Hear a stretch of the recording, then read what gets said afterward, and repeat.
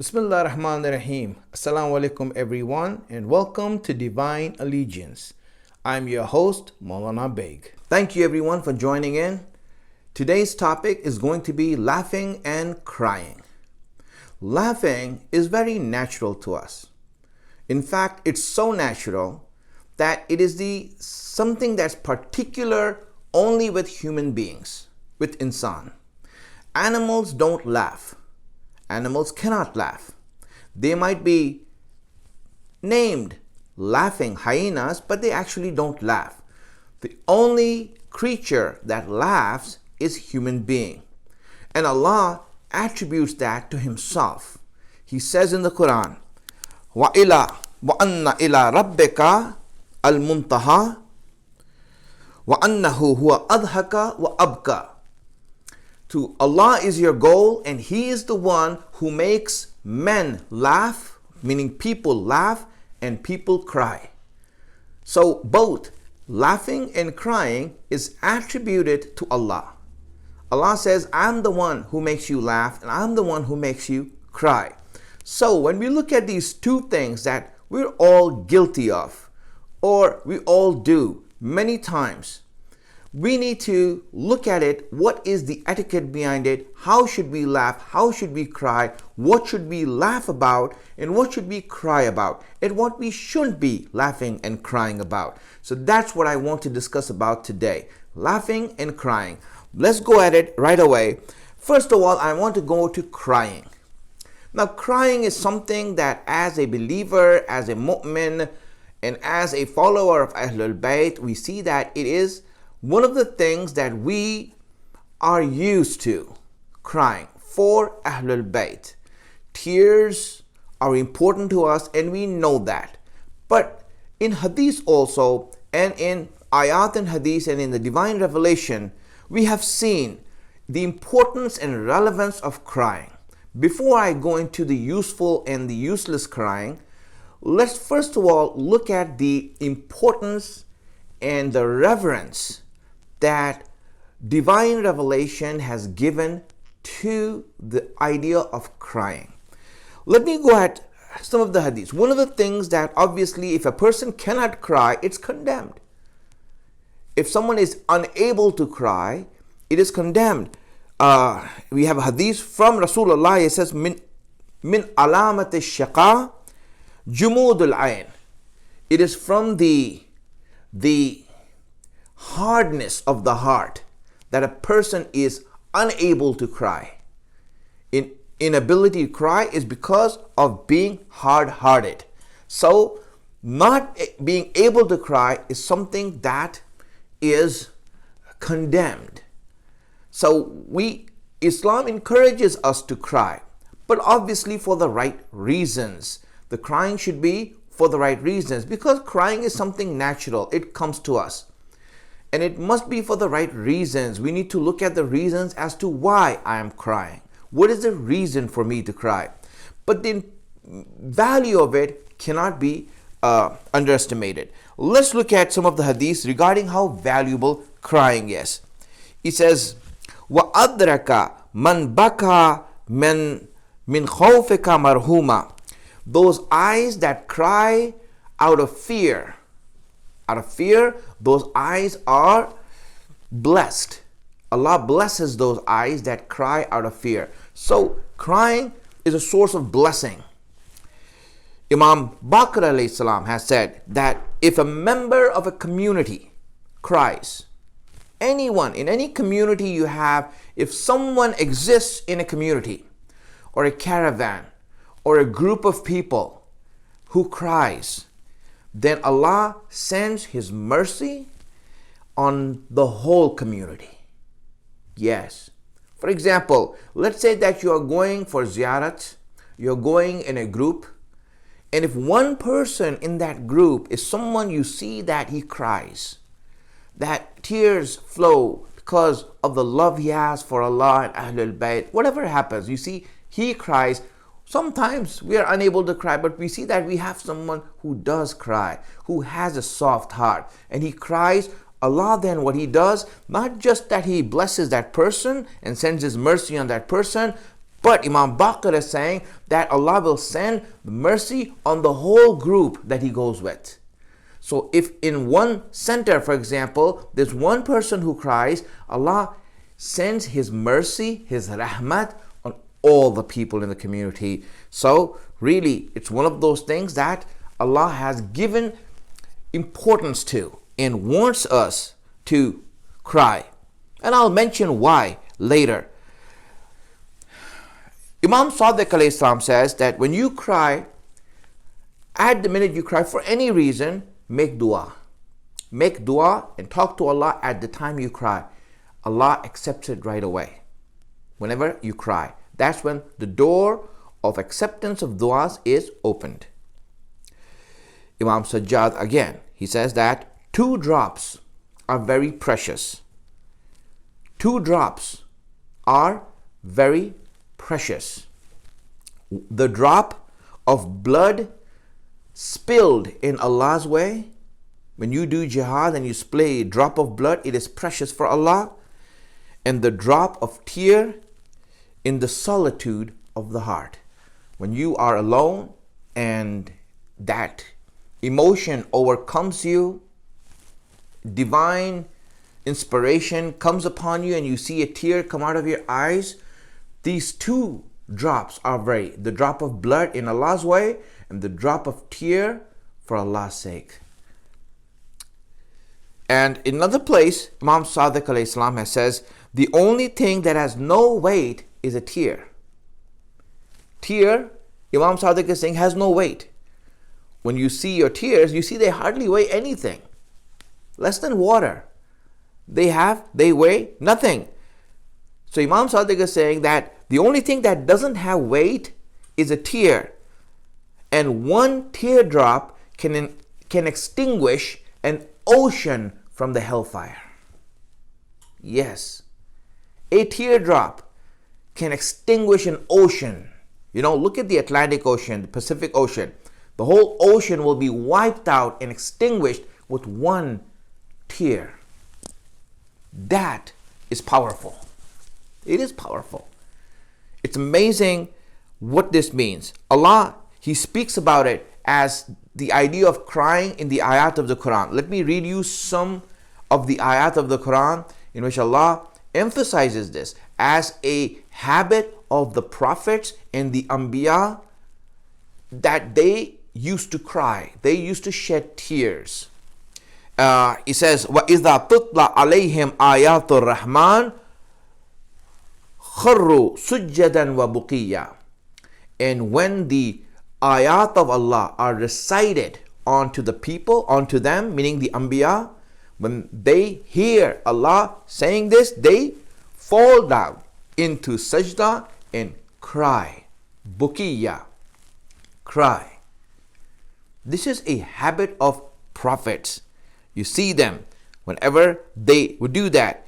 Allah, again, He says this in this ayat. He says, وَيَخِرُّونَ لِلْأَذْقَانِ يَبْكُونَ وَيَزِيدُهُمْ خُشُوعًا. He says, and they fall down on their faces weeping. Mu'mineen fall on their faces weeping, and it adds to their humility. It makes them humbler, brings them down, breaks away their arrogance. So here you can see from these ayat and hadiths that I read for you the importance of tears, the importance of crying, and how important this is. Now, I will just mention some places where it's useful and where it's useless to cry. Let's look at useless places for cry. We have in hadith useless places where a person can cry, it's of no benefit. Number 1, the first useless place for crying is akhirat. Yes, my friends, if you want to cry, dunya and the life of this dunya is a very good place to cry. Yes. Don't wait till you die, and don't wait until you get to the akhirat to cry, because Allah is saying the crying there has no benefit. It's actually useless. So truly, if a person wants to cry and break down and break his arrogance, it is in this life he must do that. See, that's the reason why crying has been emphasized for. The reason it's been emphasized is because it is one of those things that breaks us down. In order to cry, we need to break down. That's why whenever they speak about crying, they said he broke down and cried. So in order to cry, you need to break down. You need to break down yourself, your nafs, your arrogance, your pride. It needs to break down, and then a person starts to cry. A heart that is hardened cannot cry. It needs to melt first. It needs to go through that rigorous process of life so that it can find its melting point and start to melt where tears can come out. This is why Allah wants us to cry. We cry because it breaks us. It humbles us. It makes us have more humility. Makes us realize that there is someone else in charge who's more powerful than us. That we need Him. That we need His help and His mercy. That's why crying is one of those things that creates that in us. So one of the things important about crying, do not cry or do not wait to cry until you die. It's useless to cry after death and on the day of judgment in the hereafter. That's one place. Second type of crying that is useless is crocodile tears. Yes, meaning that you'll see that some people just cry because they want to show that they are sad, but they're really not sad. So if you have crocodile tears, if you just are acting and pretending, it doesn't work. The crying has to be a result of your heart and your sincere emotion that's inside of you. Otherwise, if it's just pretending and you're crying or you're cutting onions, it doesn't work. That's not crying. Those are just tears that are not the result of your heart and your emotion. They're just the result of physical change. And the third place where crying is useless, or a third thing for which crying is useful, is dunya. Yes, if a person cries for dunya, meaning losing something, losing money, losing this is actually condemned. In fact, if you cry for dunya in prayer, that prayer becomes batil. Yes, if you cry in prayer, it's a very good thing to cry in prayer. But if you are crying for dunya, I lost my job, or I'm going through this problem, I have a ticket I have to pay. So this is something that is not liked, condemned. In fact, it breaks your prayer. So this is useless. And so now these three places I mentioned to you are useless to cry. Akhirat, pretending, and number three is for dunya. Now let's go to to crying that is beneficial for us, that is useful for us. I noted down 6 places where crying is a good thing. 6 things that you should cry for. I wrote it down for you so that we can, hopefully in this month that we are in, look at ourselves and see, have we ever cried for such a thing? And if we ever do cry for such things, then it's useful and Islam encourages us. Number 1, for remorse from sins. If you have done something wrong, if you have done haram, if you have disobeyed Allah, then crying for it is something that is valuable. It is encouraged. Whenever someone cries for doing something wrong before Allah, for his sins, for ma'siyat, for guna, this is something that Allah loves. And we should try to do that. One of the elements of istighfar is crying. In fact, Imam Ali said that you should cry so much. You should cry so much that your body becomes dried whenever you do a sin and want to do istighfar for it. So, for sins, number 1. Number 2, fear of akhirat.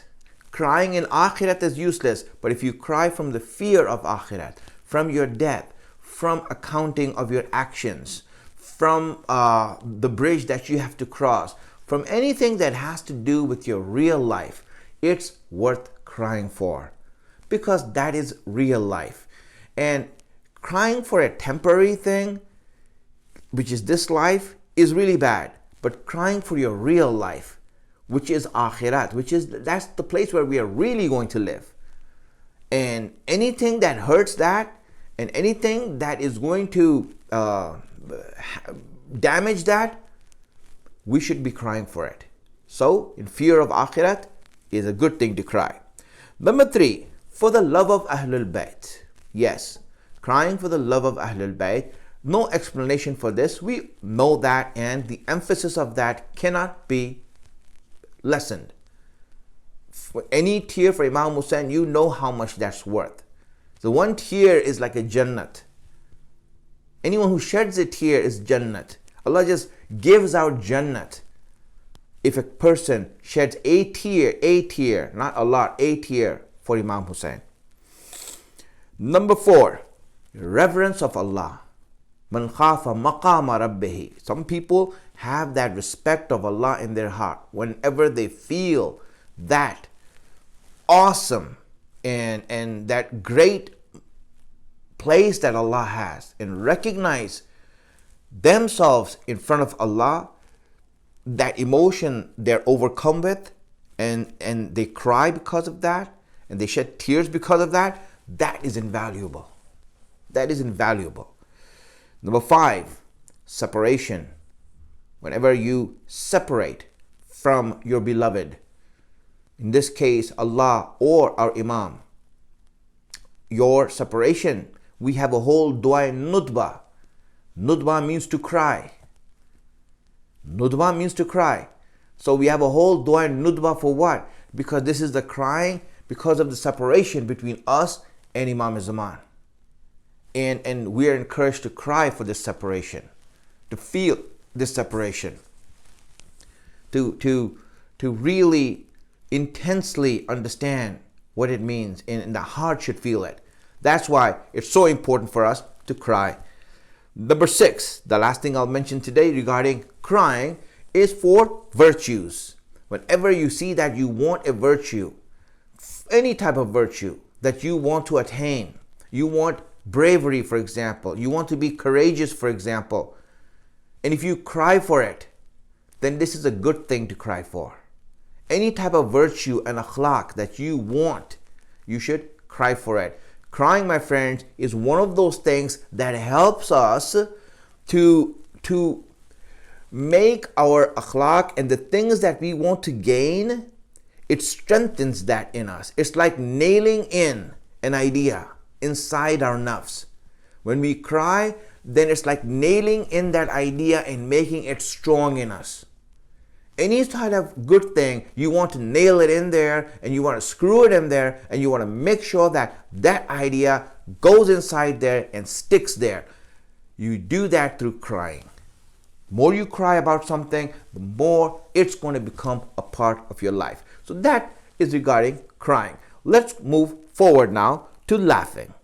Laughing, we are in the culture that we are from, everyone is used to laughing. And a lot of times we don't know if laughing might be good or laughing might be bad.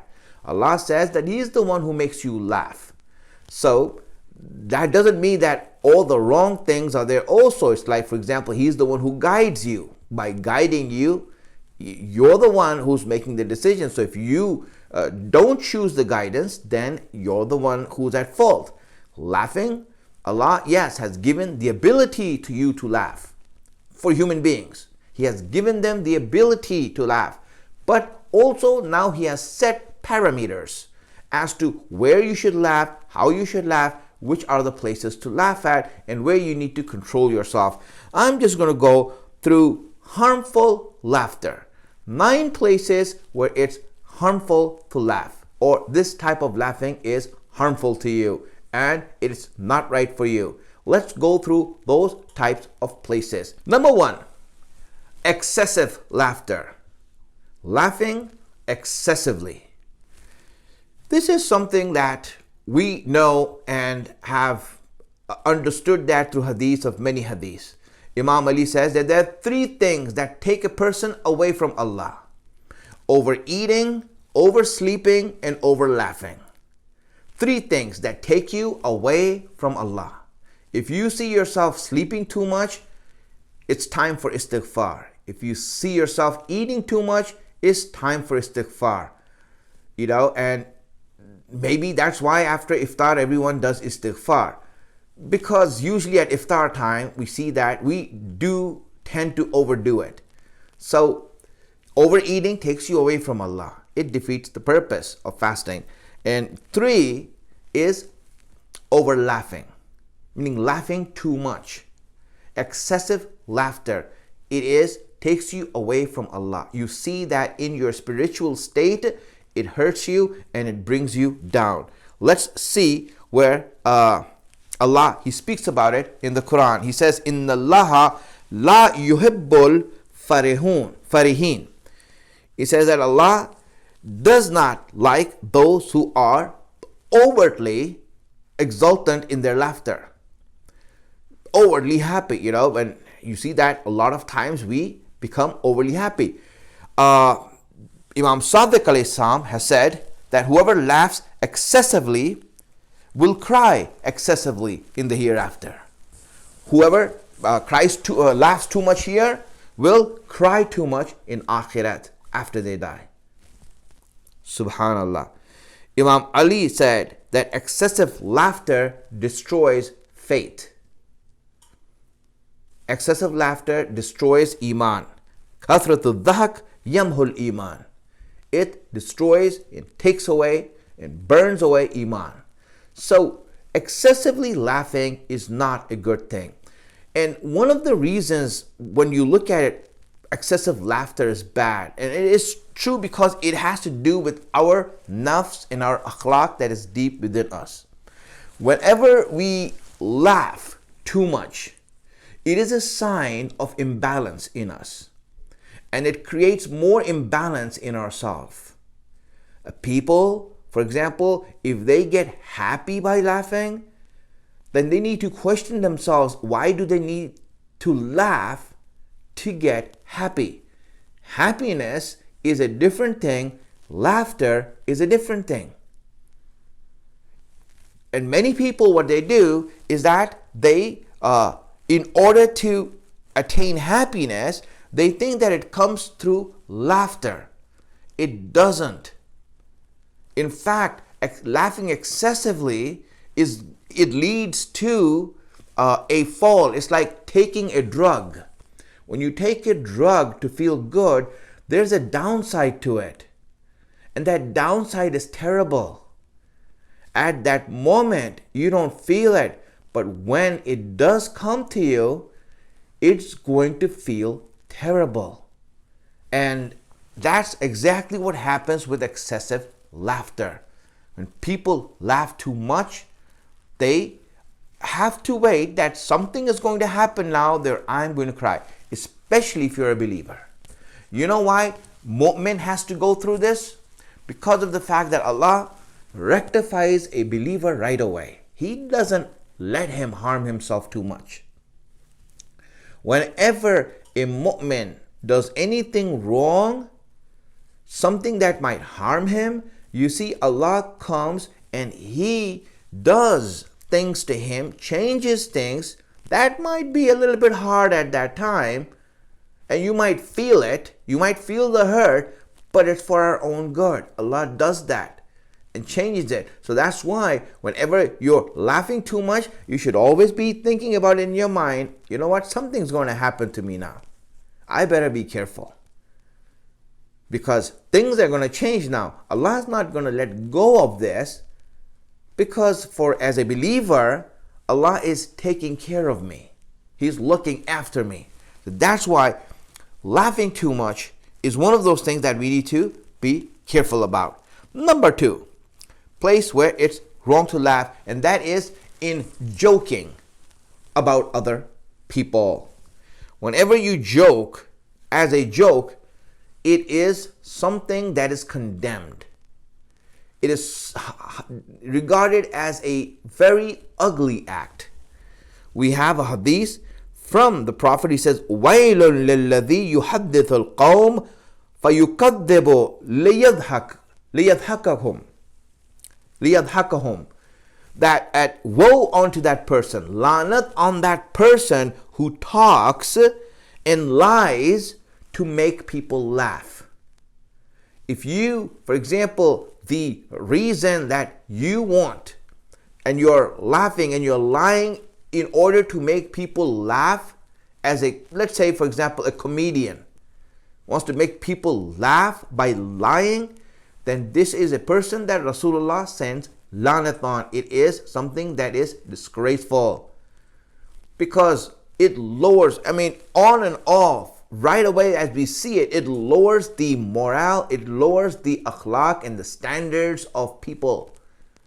Whenever you see that you joke about others and laugh about others and lie to make jokes about others, it lowers the standards and morals. Even if it's for the right reason, we should not be joking or laughing at others. Yes, this goes to a lot of our own people also, who, for example, might bring this concept of joking around under the concept, a holy concept and sacred concept of tabarra. And they take this idea and they place it in that. No, tabarra does not mean that you joke around and you laugh, because that ruins the environment. That destroys the credibility of the truth. It is a serious matter. Tabarra is a serious issue. Wrong has been done, injustice has been done. There's no room for laughing and joking around on the minbar and amongst people for this. That should not be the case amongst us.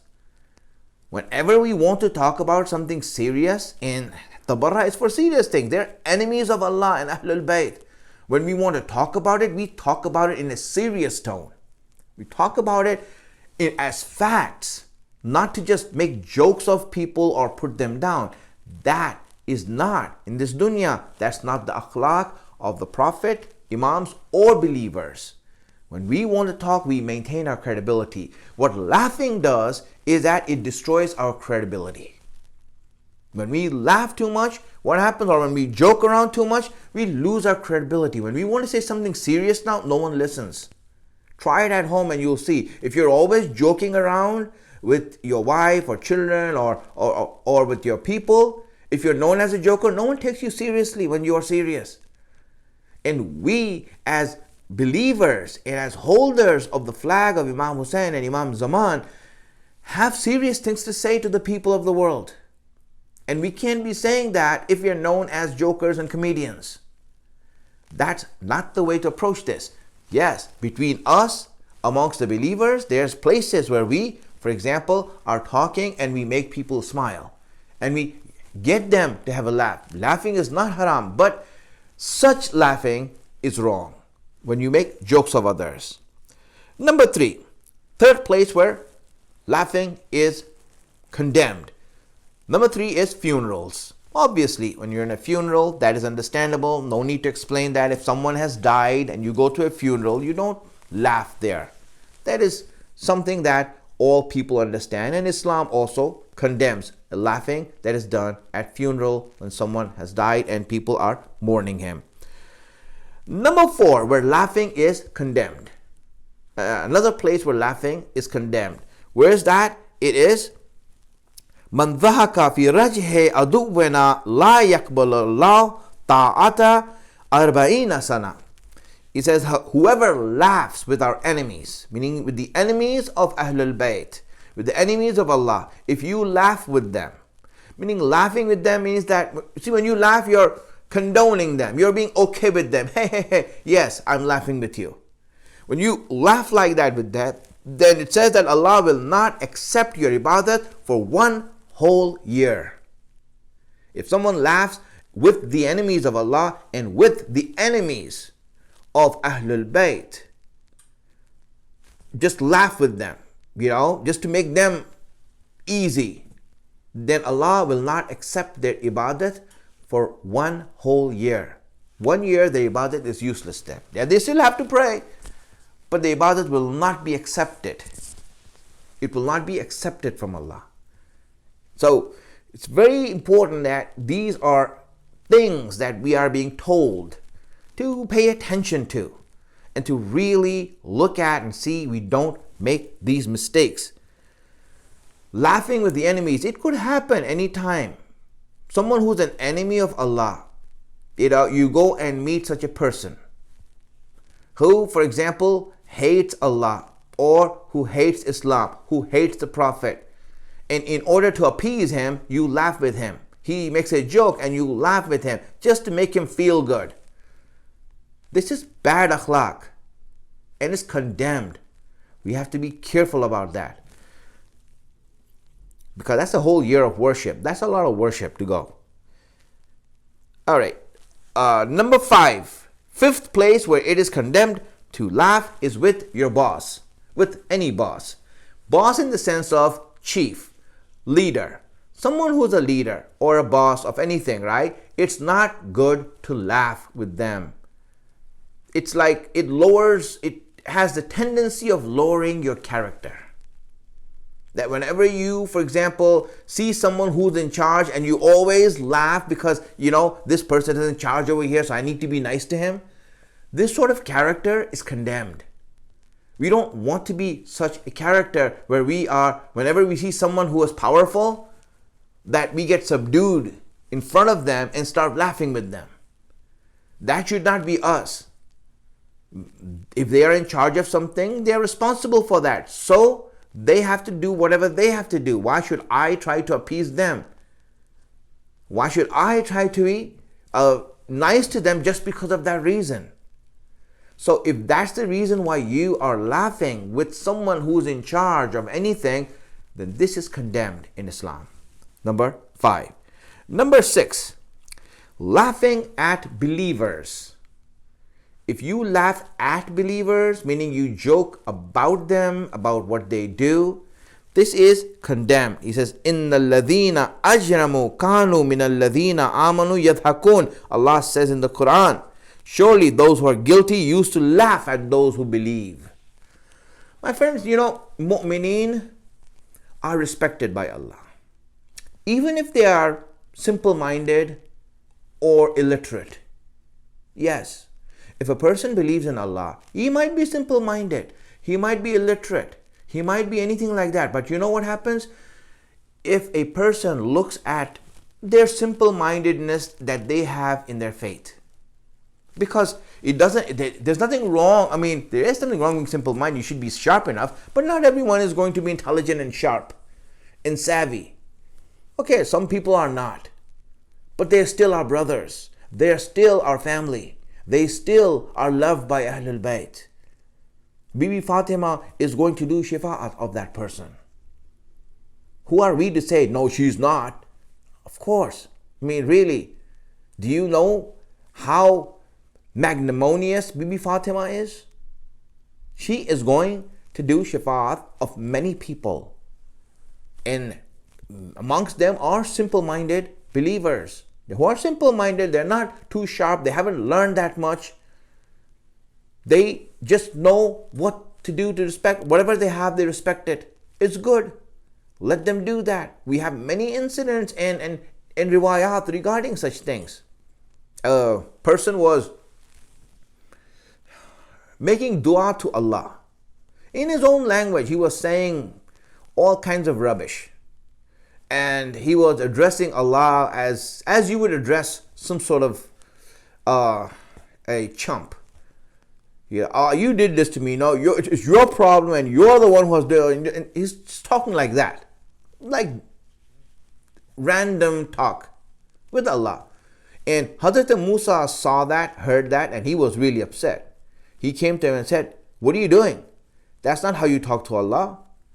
If you want to talk to Allah, let me teach you." And he taught him a dua. Very nice, eloquent, detailed dua, He says, this is the proper way of doing it. So he started reading that dua. And when Musa talked to Allah the next time, Allah says, Musa, I'm upset at you. He says, why? I'm angry at you. Why? Because that person used to talk to me. You stopped him from talking. No, Allah, I just corrected him. He said, you didn't correct him. I loved the way he used to talk to me. that was him. Now it's not him who's talking. He's not even talking to me now. He's just reading something you gave him. So simple-mindedness and being, gullible, this is not a problem in Islam, or a moment, right? But you're still a moment. You believe in Allah, you believe in Ahlul Bayt. It is there. So we want to rectify those type of things, but we should not be laughing at such people. There should not be a reason for us to laugh at these people. And when you do that, you fall under the category of being someone that Allah is going to put on that side and says you are a criminal. Why? Because you used to laugh at believers. Laughing at believers is condemned. We should not be doing that. That's why a lot of people have habits. Maybe they're not the best habits. Maybe they're not all these things, but still they do it out of reverence. A lot of it has to do, for example, with azadari. In azadari, you see a lot of people do a lot of things. Now, some people nowadays who have learned more might think that, oh, look at our people, look what they're doing, this is laughable. And right away, they would laugh at such things. For example, like Zuljana, they will laugh. And you see that, I heard it many times from many people. They would laugh at what people do, that they give azan in the ear. This is how they respect that. The important thing is that they respect it in the name of Imam Hussein. It doesn't matter. Really, there is a respect that they have. And that's all they know how to do. That's good. And that's accepted. But for us to laugh, it makes us a criminal. Allah says that, Inna alladhina ajramu, those who are criminals, kanu min alladhina amanu yadhakun. They used to laugh at those who used to believe. So criminals laugh at believers, no matter what their actions are. And we have to be careful about this. And that's why these subjects have to be raised so that we know our proper akhlaq in the way to deal with people. Laughing at believers is wrong. So let's go forward. Number 7. Seventh thing that you should not laugh at. Seventh thing condemned in terms of laughing is laughing at people who struggled in Allah's way. People who struggle in Allah's way and who give their jihad and who do jihad, instead of respecting them and valuing them, imagine if we laugh at them. So obviously this is wrong. It used to happen at the time of the Prophet when people used to go for jihad with the Prophet. People who stayed behind used to laugh at them. They used to laugh at them. They're going out there, a risk of dying, away from their wife and children. What a life is this? Right now, we have many people who are there protecting the haram of Bibi Zainab, who are away from their families and everything. They have gone there. Who would laugh at them? How ugly would that be to laugh at such people who are risking their lives in order to protect our sacred things?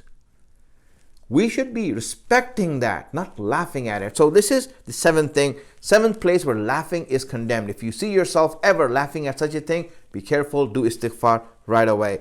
Number 8 is insulting people or offending people. Whenever, for example, you're with people and you offend them and you say things to them that people laugh at and you laugh at, it is wrong. I think I mentioned something like that before, so I'm going to go forward from here. Number 9. The ninth place where you should not laugh is aloud. Laughing aloud is not the akhlaq of a believer. Imam Baqir alayhi salam has said this hadith. He says, إِذَا قَهْقَهْتَ فَقُلْ حِينَ تَفْرُغُ اللَّهُمَّ لَا تَمْقُتْنِي. He says that whenever you laugh aloud, it might happen. Sometimes you laugh aloud, it comes out loudly. See, smiling, giggling is good. Laughing also. But if you laugh aloud too much, then Imam says, as soon as you're done, okay, at that point, no, but as soon as you're done laughing, then right away say, Allah, forgive me. Allah, forgive me. Allah, please forgive me. Right away say this. This is the akhlaq of Islam. Every time you laugh out loud, and it could happen. You can't help yourself sometimes. It just comes out. Right away you say, Allah, please forgive me. Please forgive me. These are the akhlaq that Allah has given us in terms of how we need to behave so that we build our iman and we build our faith. This is some things that Allah has given to us so that we can take these things and put them in practice, because it is helping us. Some things we does not help us a lot of times, and we do wrong things and we end up hurting ourselves. So crying and laughing, both of them are from Allah. They're natural, but they are places where you should do it or you shouldn't do it, and they're akhlaq that are governing the method of how we should do these things and control ourselves when we are doing it. So that was it. That was the speech today. Inshallah, we will end it here. Thank you for watching Divine Allegiance. We hope you like the show. If you like the show, please go on and hit the like button below and subscribe to our channel and share with your family and friends to spread the message. I'm your host, Maulana Baig. Until next time, wassalamu alaikum wa rahmatullahi wa barakatuh.